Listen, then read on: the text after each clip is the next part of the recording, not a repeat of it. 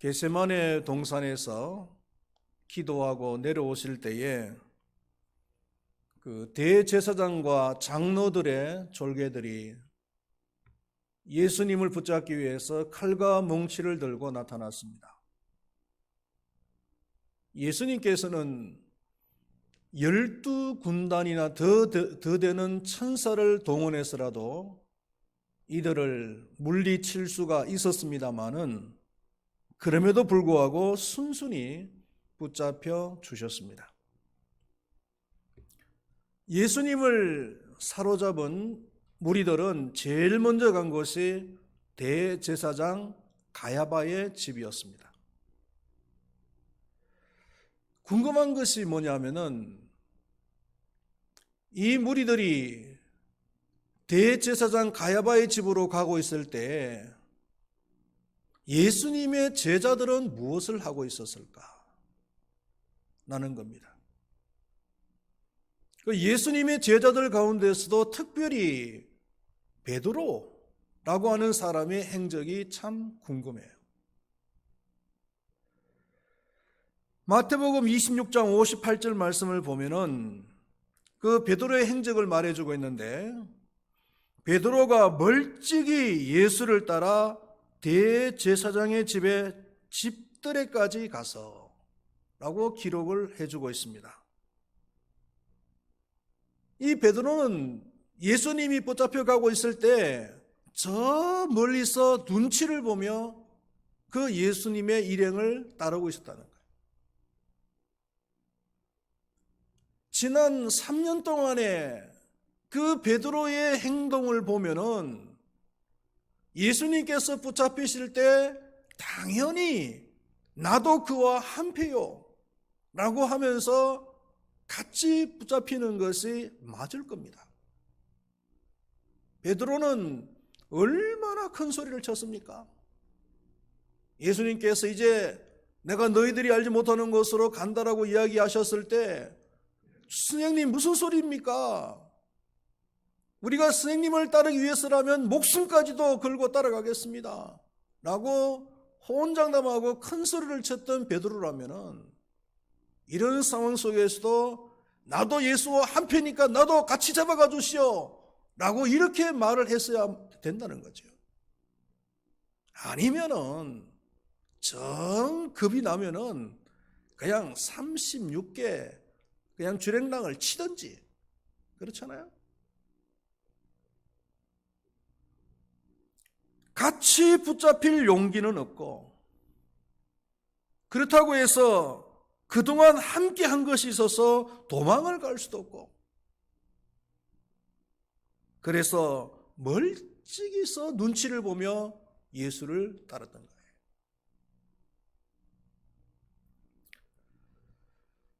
인간 사이에 있어서 중립은 가능합니다.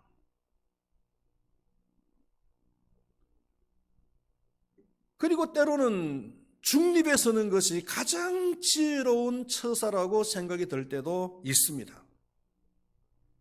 그래서 많은 사람들이 중립을 선호하는지도 모르겠어요. 군대 생활을 하면서 가장 많이 들었던 얘기가 너무 잘하려고 하지도 말고 못하지도 하지 말고 중간만 하라 라는 이 말을 군대 생활하는 내내 귀에 따갑도록 들었던 것 같아요. 유교의 창시자인 공자는 이런 말을 했습니다. 지나치면 중을 잃고 미치지 못하면 이르지 못하는 것이니 고로 오직 중용의 덕이 지극한 것이다. 이 중용의 덕, 이것을 강조했습니다. 또 동양 철학을 집대성했다라고 평가받는 승리학의 창시자인 주의라는 사람이 있잖아요.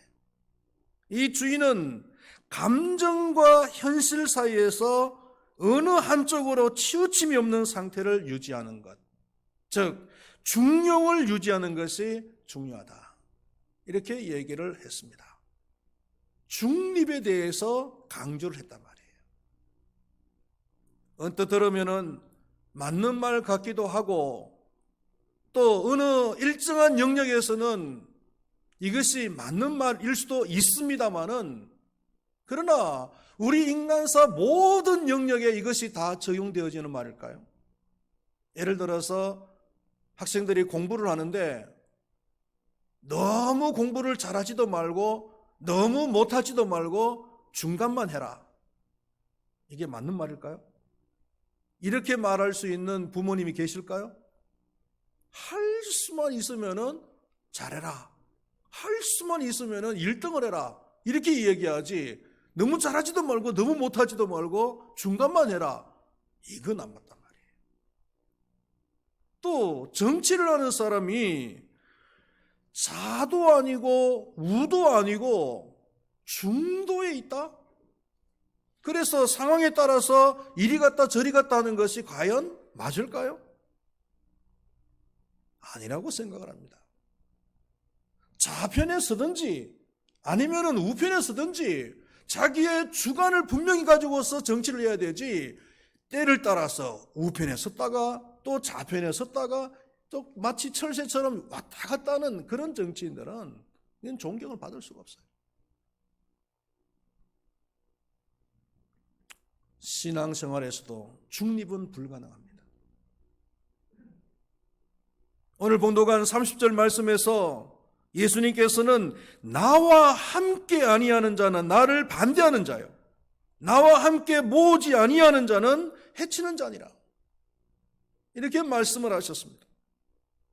이 말은 적극적으로 주님의 편에 서지 아니하는 자는 악한 영의 편이고 적을 이롭게 하는 자다, 이런 말씀이에요. 고린도후서 6장 15절 말씀에도 그리스도와 벨리알이 어찌 조화를 이룰 수가 있겠느냐. 여기서 이 벨리알은 악한 영의 대장이라는 뜻입니다.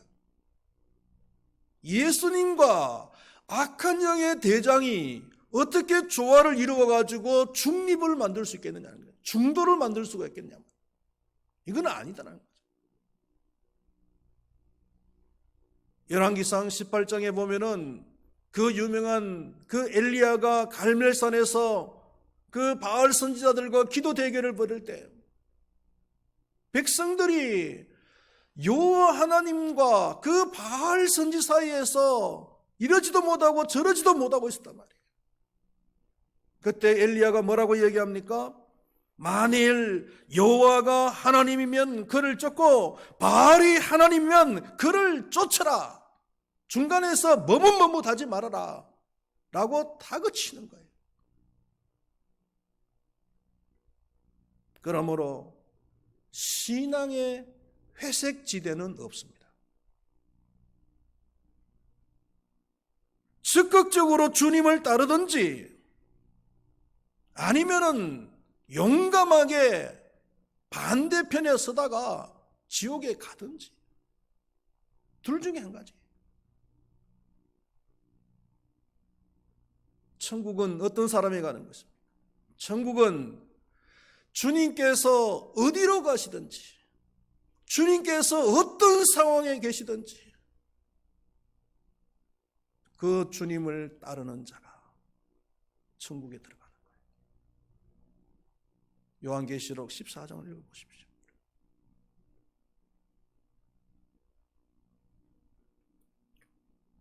오늘 본문을 한번 보도록 하겠습니다. 첫 번째로 예수님께서는 용서받지 못할 죄에 대해서 말씀을 하고 있습니다. 31절 말씀을 우리 한번 다 같이 읽어보겠습니다.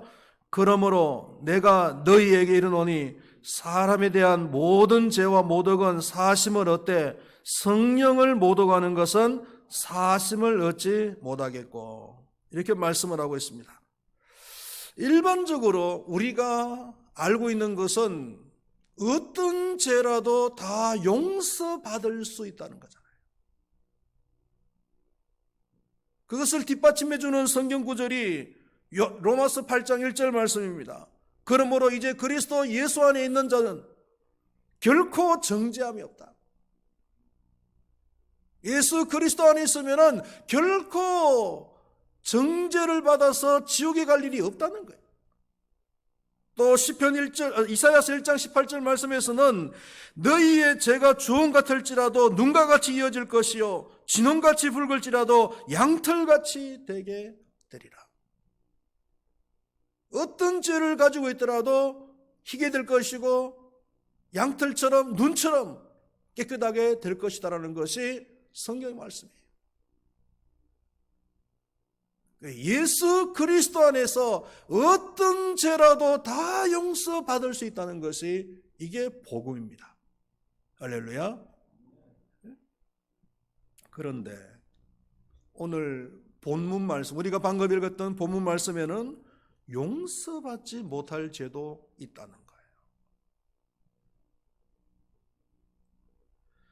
요한일서 5장 17절 말씀에도 이런 말이 나옵니다. 누구든지 형제가 사망에 이르지 아니하는 죄 범하는 것을 보거든 구하라. 그리하면 사망에 이르지 아니하는 범죄자들을 위하여 그에게 생명을 주시리라. 사망에 이르는 죄가 있으니 이에 관하여 나는 구하라 하지 않노라. 두 가지의 죄를 이야기하고 있어요. 사망에 이르지 않는 죄가 있어요. 이런 죄는 하나님 앞에 기도하면, 하나님 앞에 회개하면 하나님께서 용서해 주신다는 거예요. 그렇기 때문에 그런 죄는 하나님 앞에 구하라는 거예요. 구하면 된다는 거예요. 그런데 용서받지 못할 죄는 하나님 앞에 용서받을 수가 없으니까 아예 구하지도 말라는 거예요. 충격적이죠.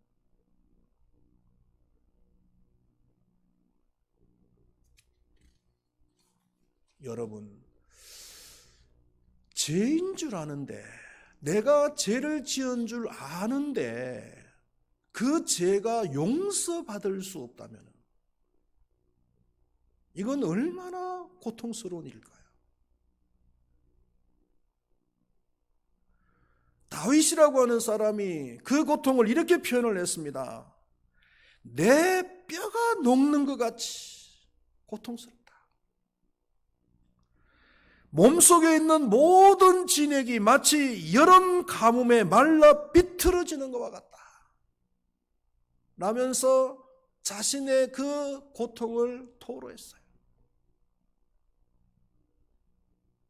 여러분, 뼈가 녹는 것 같다는 말은 무슨 얘기입니까, 여러분? 이게 얼마나 고통스러운 일이에요.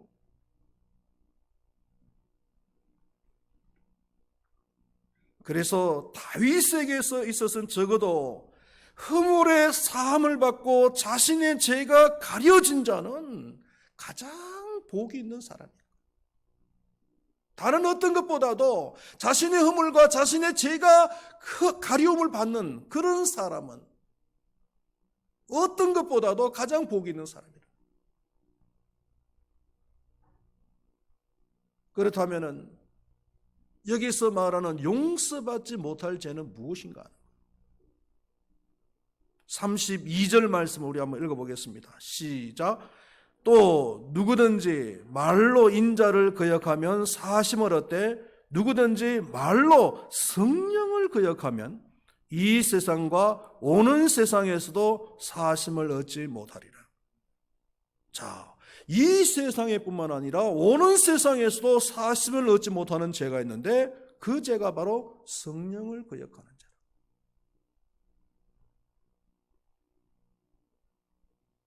그렇다면 이 성령을 거역하는 죄가 뭐냐? 우리가 알아야 되겠죠.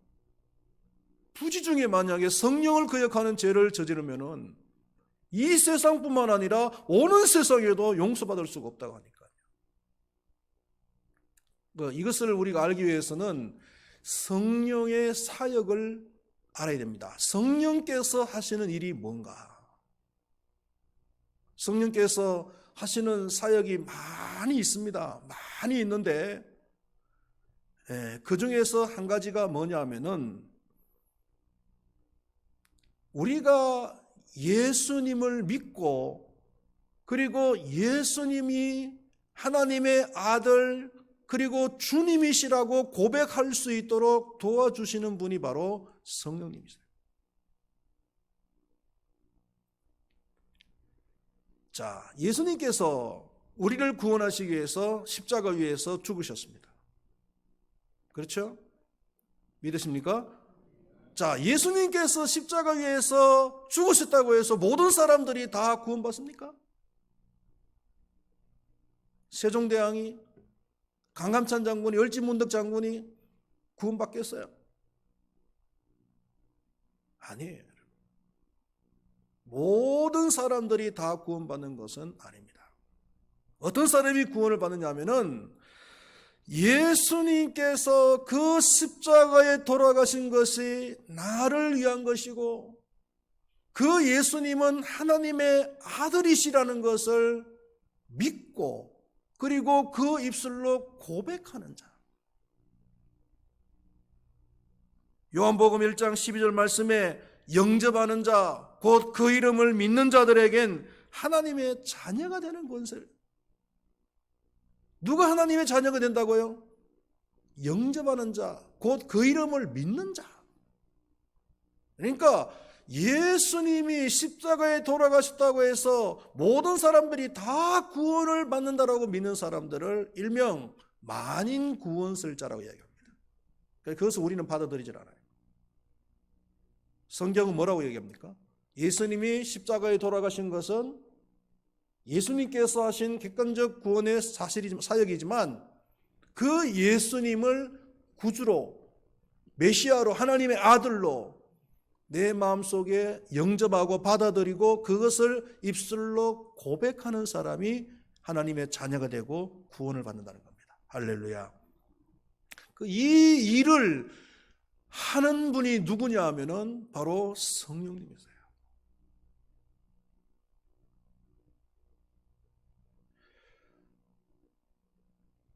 자신이 아무리 세상적인 지식이 많다 할지라도 경험이 많다 할지라도 성령님께서 그 마음속에 들어가서 역사하지 않으면은 예수님을 구주로 고백할 수가 없어요. 성경을 아무리 많이 읽어도 그래서 성경에 대해서 박사라고 할지라도 내 마음속에 성령님이 들어오셔서 역사하지 않으면 예수님을 구주로 고백할 수가 없다는 거예요. 예를 들어서 불트만 같은 유명한 신학자가 있지 않습니까?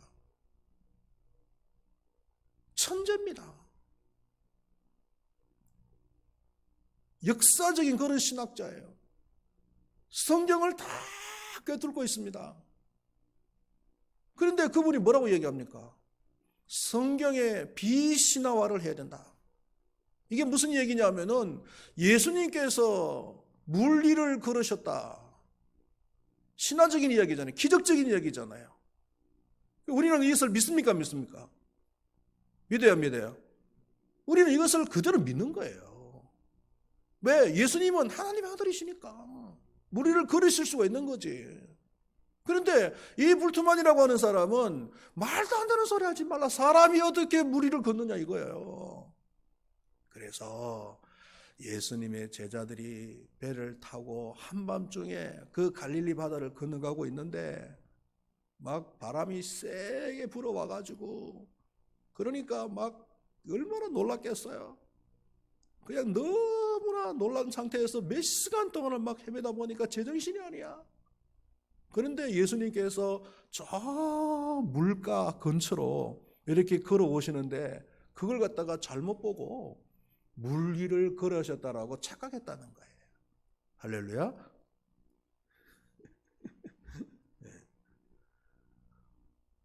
왜 이런 소리를 하는 겁니까? 성경을 성경대로 믿지 못하고 자기가 자기 지식을 가지고서 그렇게 재해석을 하는 이유가 뭡니까? 그 마음속에 누가 안 계신다? 성령님이 안 계시는 거예요. 성령이 안 계신다. 우리는 성경에 대해서 잘 몰라도 괜찮아요. 하나님에 대해서 잘 몰라도 괜찮아요. 천국과 지옥에 대해서 잘 몰라도 괜찮아요. 그러나 성령님이 내 마음속에 와 계시니까 예수님께서 무리를 걸으셨습니다 하면은 뭐예요?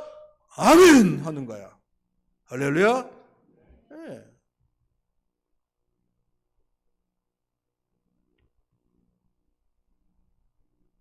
성령으로 아니하고는 누구든지 예수를 주시라 할 수 없느니라. 바꿔 말하면요, 성령님만이 우리가 예수를 주라고 고백할 수 있도록 하실 수가 있다는 거예요. 데살로니가전서 1장 15절에서도 이는 우리 복음이 너희에게 말로만 이른 것이 아니라 또한 능력과 성령과 큰 확신으로 된 것이다. 복음이 말로만 전해진 것이 아니고 그 복음이 전해질 때 성령께서 함께 하시니까 그 말씀을 듣는 순간에 우리의 심령이 확 뒤집어지면서 그 예수님을 영접하게 되고 그 예수님이 하나님의 아들이라고 고백을 하게 된다.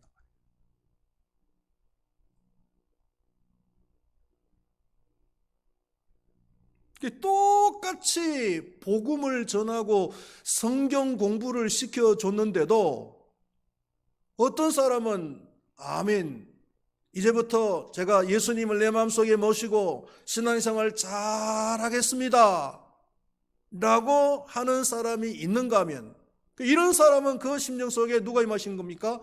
성령님께서 임하신 거예요. 그런데 복음을 전하고 성경 공부를 시켜도 글쎄요 하면서 뒤통수 벅벅 끓는 사람이 있거든요. 차이가 뭐겠어요? 그 사람에게는 성령의 역사가 없는 거예요.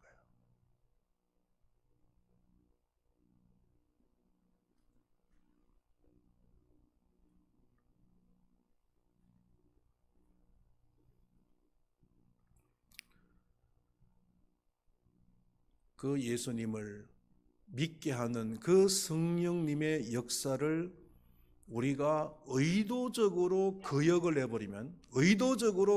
해버리면 방법이 없어요. 그 사람은 죄에 대해서 용서받을 수가 없는 거예요. 성령을 거역하는 자가 뭔지 아시겠습니까?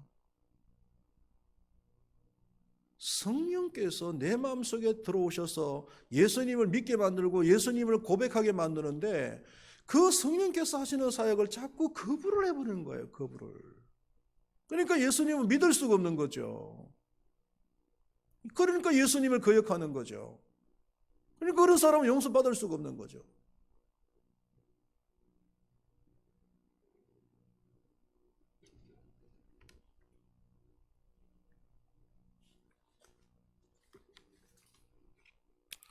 예수님께서 왜 이런 말씀을 하시는가, 이런 경고의 말씀을 하시는가라는 겁니다. 이것은 예수님께서 그 바리새인들을 향한 마지막 경고인지도 몰라요.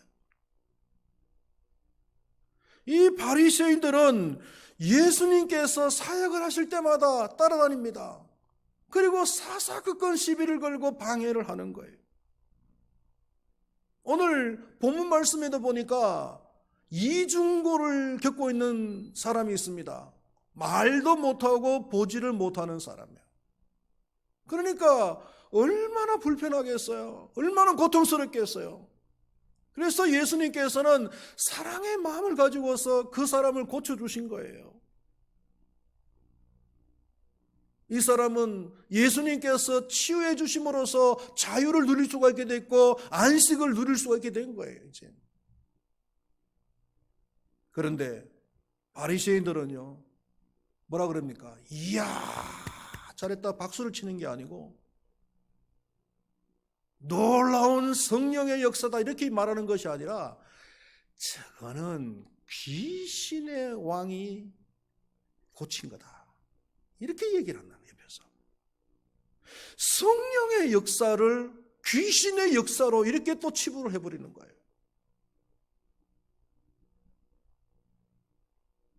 예수님께서는 아니다. 이거는 귀신의 힘을 빌려서 고친 것이 아니고 하나님의 힘을 빌어서 고친 것이다. 성령으로 고친 것이다. 이렇게 말씀하십니다. 28절 말씀에 한번 읽어보겠습니다. 시작. 그러나 내가 하나님의 성령을 힘입어 귀신을 쫓아내는 것이면 하나님의 나라가 이미 너희에게 임하였느니라. 자, 뒷부분의 해석은 조금 나중에 이제 할 기회가 있으면 하고요. 앞부분이 뭐라고 했습니까? 내가 하나님의 성령을 힘입어 귀신을 쫓아냈다. 이렇게 말씀하십니다.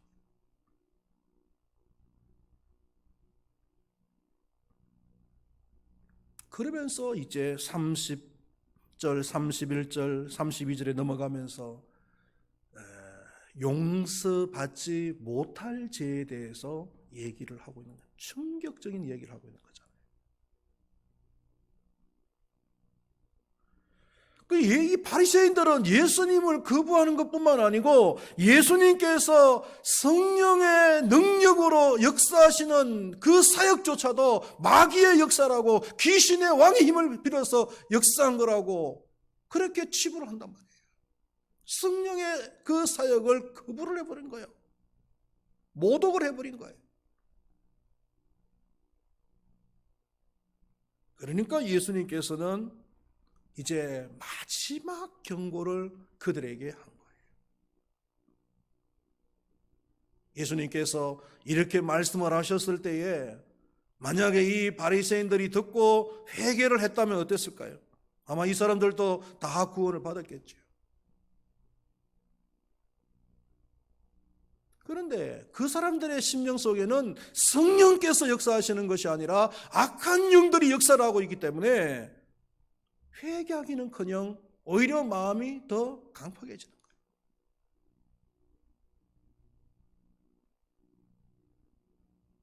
거예요. 예수님께서 십자가 위에서 돌아가실 때 그 좌우에 강도들도 함께 사형을 당하고 죽었잖아요.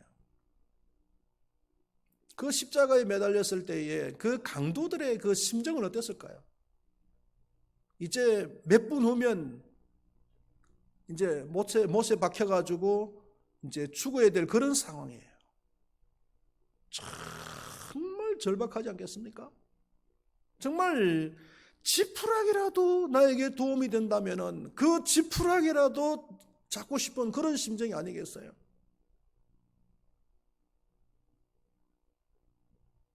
그때 한편 강도는 그 절박한 심정을 가지고서 예수님께 말하는 거예요.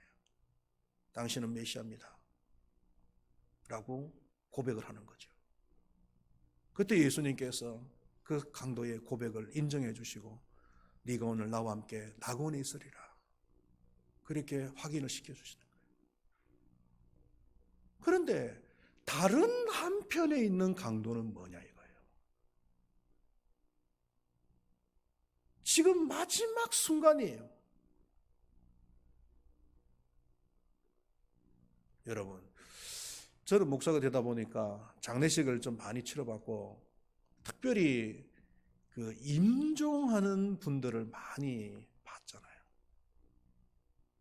우리 성도님들이 임종할 때가 되면은 목사를 불러가지고 그 임종하는 순간을 같이 지켜보면서 임종 예배를 참 많이 드렸는데요. 그 마지막 임종하기 직전에 예수님을 증거하는 것이 제가 해야 될 이제 역할이거든요. 근데 평소에 이제 잘 믿으신 분들은 한 번 더 확인하는 겁니다. 장로님, 권사님, 집사님, 성도님, 예수님 믿으시죠? 지금 돌아가시면 천국 들어가실 것 확신하시죠? 그러면 아멘, 아멘. 그런데 또 어떤 경우에는요, 정말 살아생전에 고집을 피우면서 안 믿었던 분들, 우리 교인들 중에서 남편들 이런 분들 있잖아요. 아무리 복음을 전해도 고집이 쇠고집이야. 안 먹혀. 그런데요, 그 마지막 순간이 되면요, 사람이 너무나 절박한 거예요. 그러니까 복음을 전합니다. 그 순간에 누구씩 이제 기회는 별로 없습니다. 예수님을 영접하세요. 예수님 믿으시겠습니까? 하면 아멘, 믿겠습니다. 이런 경우가 많았잖아요. 그러니까 그 마음의 상태를 우리가 예감할 수 있는 거예요. 지금 이분이 얼마나 마음이 절박하니까 살아생전에 그렇게 고집을 피우던 그 마음을 갖다가 내려놓고 예수님을 영접한다. 그런데 이 한편 강도는 이 죽음을 앞둔 이 절박한 순간에도 예수님에 대해서 받아들이지 않냐고 오히려 예수님을 갖다가 조롱하는 거예요. 왜 그랬겠어요? 그 마음속에 악한 영이 역사하는 거예요. 성령께서 역사했다면 받아들이셨겠죠.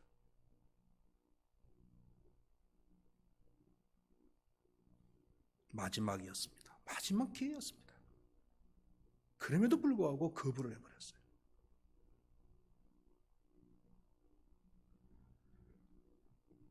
여러분, 오늘 누군가가 우리에게 마지막 경고를 해주고 있는지도 몰라요. 오늘 이 설교가 하나님께서 우리에게 주시는 마지막 경고일 수도 있습니다. 이 설교를 들으면서 이 경고를 들으면서 우리가 어떤 마음을 가져야 될까요? 덤덤한 마음? 아니면은 더 강팍해지는 마음? 뭔 소리야? 하면서 그냥 더 화가 나는 겁니까? 아니면은 회개를 해야 되겠구나 라고 하는 이런 마음을 가지십니까? 여러분?